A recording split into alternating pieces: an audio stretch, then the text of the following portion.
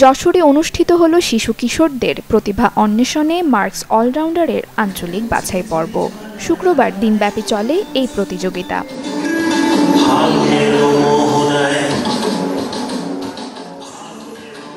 যশোর এমএসটিপি মাধ্যমিক বিদ্যালয়ে সকাল ৯টা থেকে শুরু হয় মার্কস অলরাউন্ডারের এই আঞ্চলিক বাছাই পর্ব।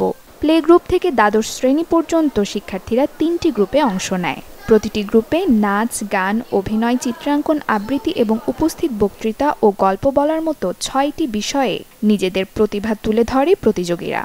দীর্ঘদিন পর এমন আয়োজনে অংশ নিতে পেরে খুশি সবাই। অভিভাবকদের মতে এমন আয়োজন শিশু কিশোরদের প্রতিভা বিকাশে গুরুত্বপূর্ণ ভূমিকা রাখবে।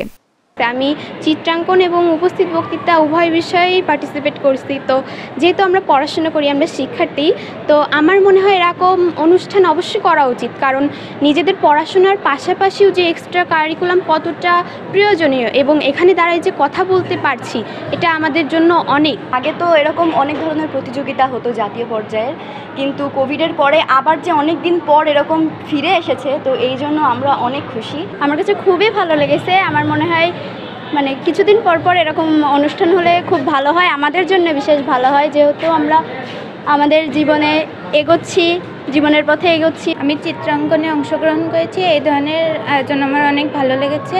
আমার ছেলে মেয়ে দুজনই এখানে গানে এবং অভিনয়ে অংশগ্রহণ করছে। আমার মনে হয় এরকম প্রোগ্রাম মাঝে মাঝে হওয়া দরকার।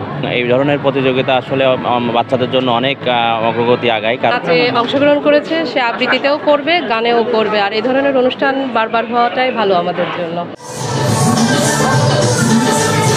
শিশু কিশোরদের প্রতিভা অন্বেষণ ও বিকাশে এমন উদ্যোগ সাংস্কৃতিক অঙ্গনে নতুন মাত্রা যোগ করবে বলে মনে করছেন সাংস্কৃতিক সংগঠনের নেতাবৃন্দ। আমার মনে হয় এটা তৃণমূল থেকে প্রতিভাবান শিল্পী অন্বেষণের ক্ষেত্রে বড় একটি ভূমিকা রাখে। এক্সট্রা কারিকুলার অ্যাক্টিভিটিজ একটা মানুষকে একটা ভালো চেহারায়, ভালো আদলে দেশপ্রেমিক নাগরিক হিসেবে, আধুনিক বিজ্ঞান মনস্ক নাগরিক হিসেবে গড়ে তোলে। এটা খুব ভালো কাজ। মার্কসকে ধন্যবাদ। শুধুমাত্র বই মুখস্থ করিয়ে আসলে ভালো মানুষ করা যায় না। শিশুদের বিকাশের জন্যে এই এক্সট্রা কারিকুলামগুলো খুব জরুরি। সেই কারণেই মূলত এই ধরনের অনুষ্ঠান, এটি আজকে মার্কস এই জায়গাটায় ব্যবস্থা নিয়েছে।